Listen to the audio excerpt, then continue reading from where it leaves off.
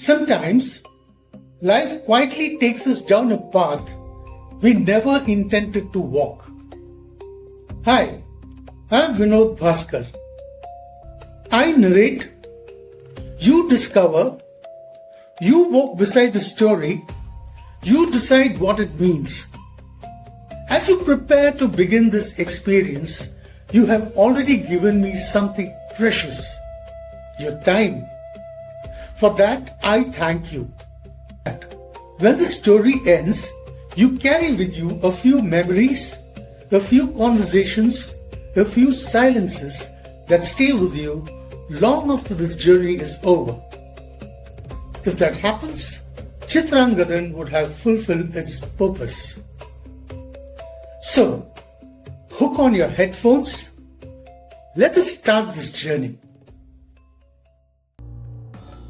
The lamps of the temple flickered softly in the evening wind, their glow falling gently upon walls that had watched centuries pass in silence. Nanu Ashan stood beneath the fading murals, his tired eyes tracing the worn faces of the goddess. The colors that once breathed with life now swallowed slowly by time. For a fleeting moment, in the trembling flame of the Deeparadhana, the mural seemed alive again. The goddess looked back at him through cracked colors, through fading lines, through memory itself. And then suddenly, as a serpent striking from darkness, the past returned. The water-soaked faces of his wife, the tamburati, those final moments near the temple steps, the grief he had buried beneath silence for years. Ashan closed his eyes tightly, his breath growing uneven. No, this was not time for old ghosts. There was work left unfinished and promises made before the goddess could not be abandoned halfway. Before leaving the temple courtyard, Ashan handed Dination a small folded paper. A list of herbs, rare flowers, fruit seeds, ingredients needed to prepare the ancient pigments once used by mural painters, long forgotten by the world. The nation stared helplessly at the names, holding the paper like a man trying to decipher another age. Ashan gave a faint, tired smile, then slowly wrote another name beneath it. An old tribal chieftain from the forests of Satyamangalam. Ashan said, if he still lives, he will help. And if he is gone, his people will remember. That night, Ashan made his way to Pitambaran Thambi's house. Some bonds are not forged through blood, but through years of silent kindness. Pitambaran was the son of Bhaskara Varma, Basi, the man who had once helped raise Angad when Ashan's life had nearly collapsed beneath grief and poverty. Now the son carried forward the father's goodness. When Ashan spoke about the restoration work, Pitambaran listened with pride, but behind that pride lingered concern. He could see it clearly now, the trembling fingers, the slow breathing, the exhaustion Ashan tried desperately to hide for a long moment. Ashan remained silent, then quietly, almost like a man ashamed of his own longing, he asked if they could call Angad. The room fell silent. Pitambaran nodded gently, lifting the phone himself.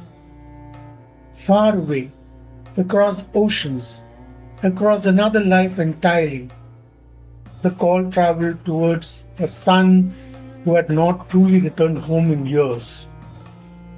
But Angad did not answer. Instead, a woman named Sylvia spoke politely from the other side. Oh, Angad is in a meeting. He'll call tomorrow morning. Tomorrow?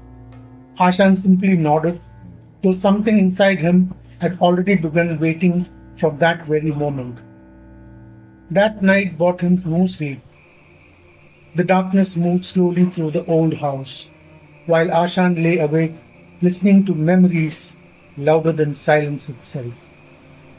His son, the boy who once mixed pigments beside him, the child whose paintings had won prizes across schools and exhibitions, the boy whose fingers understood color as though born from the murals. But life had carried Angad far away. America, a world of machines, airports, meetings, distance. An aviation engineer now, living a life Ashan barely understood. And yet, beneath all that distance, Ashan knew his son had never truly escaped the grief he carried from his mother's death. Some sorrows do not leave with travel.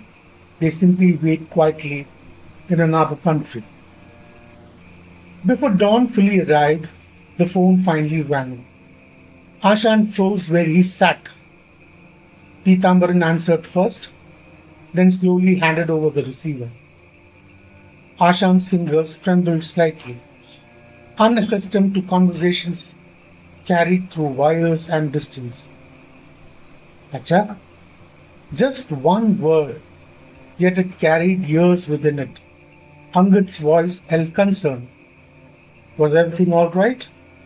For a moment, Ashan could not speak. Then slowly, carefully, he spoke of the temple, the fading murals, the sacred responsibility now resting upon his failing shoulders. And somewhere within those quiet broken sentences lived a father's unspoken wish. If only his son were here. By mid-morning, Ashan stepped into the holy waters of the tank. The cold water touched old skin, old grief, old exhaustion. Then, wearing the traditional attire of the mural painters once more, he entered the temple courtyard. The empty walls stood waiting, silent, patient, eternal. Ashan touched the surface gently, as though greeting something alive, and then the work began. Starch spread slowly across ancient stone, old colors fading away like tired spirits surrendering themselves to time. His fingers moved with impossible precision, steady despite age, certain despite pain. No wasted movement, no hesitation, no correction, only devotion. The priests watched silently. The nation stood speechless. Even the curious visitors slowly forgot to speak, because this no longer felt like painting. It felt like a ritual. By the third afternoon, the temple grounds had transformed into a sea of movement and noise. Devotees crowded the courtyard in awe. Media photographers pushed through the gathering. Camera flashes burst endlessly beneath the temple lamps. Word had spread far beyond the village now.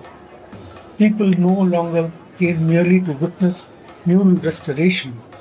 They came to witness something sacred unfolding before their eyes. And at the center of that storm of voices, lights, questions, and restless movement stood Ashan, frail, breathing heavily, yet still painting. The afternoon sun pressed heavily upon the temple walls, while Ashan leaned silently against the fading mural. His fingers weakened for the first time.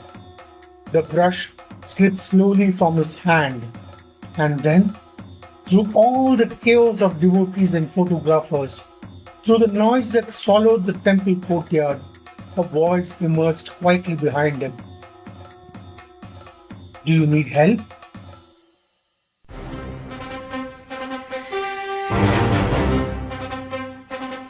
Where stories begin.